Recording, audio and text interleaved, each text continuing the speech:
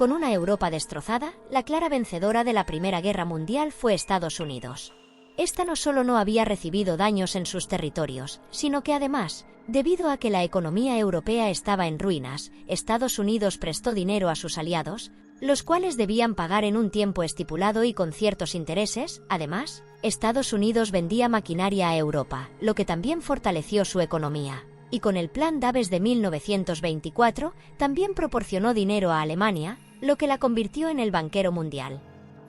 Económica, militar y socialmente, Estados Unidos se había convertido en la nación soberana, más aún cuando sus competidoras dependían de ella, lo que le facilitó el centrarse en fomentar su economía y afianzar su poder. Aquí dio comienzo el periodo de los felices años 20, un periodo de tiempo en el que se fomentó la industrialización y la inventiva, con innovaciones como las aportadas por Henry Ford o el auge de la electricidad y los electrodomésticos. La economía iba tan bien que se popularizó la bolsa de valores, ya que la especulación financiera casi siempre salía a beneficio, lo que también hizo que mucha gente decidiese invertir, incrementando el valor y los activos de las empresas, aunque también causó que mucha gente se endeudase en busca de este dinero fácil. También evolucionó la sociedad, con la nueva implementación de la mujer en el mercado laboral, la nueva prohibición del alcohol aunque tampoco durase mucho, y las nuevas formas de entretenimiento, como la música jazz, la radio o el cine mudo.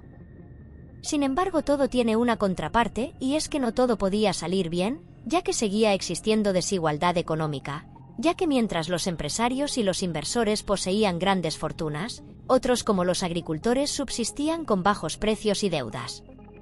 También existía un problema de sobreproducción, ya que los nuevos métodos de fabricación y las nuevas políticas permitían tener una gran producción, tanta que muchas veces no se podía llegar a consumir, lo que también generaba excedentes y produciría una bajada de los precios en un futuro.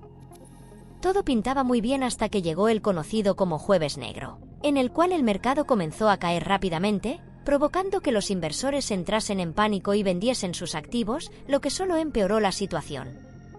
Todo esto duró hasta el siguiente martes, conocido como el Martes Negro, y en el que el mercado bursátil sufrió una catástrofe, habiendo vendido millones de acciones a precios ridículos, lo que provocó quiebras generalizadas no solo a las empresas, sino también a los particulares, que habían depositado sus ahorros y préstamos con grandes esperanzas, y solo les quedaba una enorme deuda.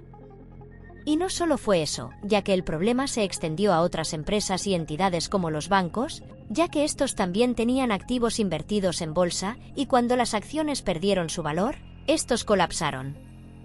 También hubo un grave problema de oferta y de demanda, ya que como mencionamos antes, la sobreproducción ya era de por sí un problema, más aún cuando nadie podía comprar tu producto, lo que causaba que muchos artículos se tirasen o fuesen vendidos a precios absurdos. Y esto no acaba aquí, ya que si hubiese sido solo eso no hubiese sido tan catastrófico a nivel mundial. El problema fueron dos factores principales, la ley de Hawley-Smoot y los préstamos estadounidenses. Esta ley consistía en que Estados Unidos elevó significativamente los aranceles en productos importados, con el fin de fortalecer la producción y el uso del producto nacional. Naturalmente, el resto de países le subieron los aranceles a Estados Unidos, y muchas empresas que dependían de las exportaciones, como los agricultores estadounidenses, no podían exportar sus productos, lo que desembocó en un colapso del mercado internacional, ya que países como los latinoamericanos dependían de sus exportaciones agrícolas y mineras, y con estos aranceles solo consiguieron empobrecerlos aún más. Esto, sumado a que ciertos países como Alemania dependían de los préstamos de Estados Unidos, provocó severos parones comerciales, con consecuencias como una reducción de la producción industrial del 50%, lo que a su vez llevó a un desempleo del 25% y a la pérdida de tanto pequeñas como grandes fortunas.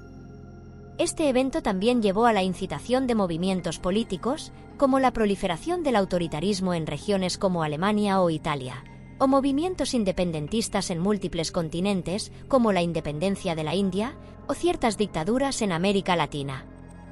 Fueron años muy duros, pero en 1933, Roosevelt alcanzó la presidencia de Estados Unidos e implementó el programa New Deal, que consistía en realizar obras públicas para generar empleo e implementar medidas como el seguro social,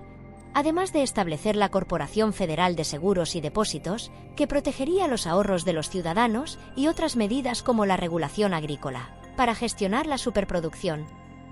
El New Deal de Roosevelt marcó un antes y un después en el modelo económico de los países, ya que este mostraba una forma de intervención estatal que permite gestionar moderadamente la economía y la sociedad. Esto trajo beneficios como la política de bienestar, seguros de desempleo o pensiones, que buscarían prevenir otras catástrofes económicas. Con todo esto se consiguió paliar levemente las consecuencias de la Gran Depresión, aliviando las dificultades de las personas y reestructurando la economía, y trayendo un poco de paz y estabilidad para ambos. En otros países fue más de lo mismo, la situación ya estaba mal desde antes en las potencias europeas, y las colonias destinaban sus recursos a sus respectivas potencias, lo cual no era mejor, y a partir de la Gran Depresión, países exportadores como Japón o regiones como América Latina se vieron detenidos completamente al cesar la demanda internacional, mientras que otros como Alemania dejaron de recibir los tan necesarios préstamos estadounidenses, lo que los sumía en severas crisis. Aunque casi todo el mundo sufrió la Gran Depresión, hubo una región que no fue afectada por la misma, y es que por aquel entonces existía la Unión Soviética, y esta tenía un régimen denominado como autarquismo económico, procedente de uno de los planes quinquenales de Stalin, y que consistía en buscar la autosuficiencia económica total, o en otras palabras, quería que la Unión Soviética fuese totalmente autosustentable, sin depender de las economías capitalistas de Occidente. Esta permitió a la Unión el resistir la crisis del 29, sin embargo, su plan no salió como se esperaba, por lo que tuvieron sus propios problemas internos. Pese a todo esto, la verdadera solución de la Gran Depresión fue la Segunda Guerra Mundial incitada por la misma, ya que esta, junto con el Tratado de Versalles y la situación paupérrima de Alemania, fueron claves para alzar el nazismo. Al mismo tiempo, esta guerra impulsó la necesidad de producir bienes como armas, comida, y la contratación de capital humano, lo que restauró notoriamente el flujo económico, aunque ya sabemos a qué costo. Muchas gracias por ver el vídeo. No olvides suscribirte y dejar tu like.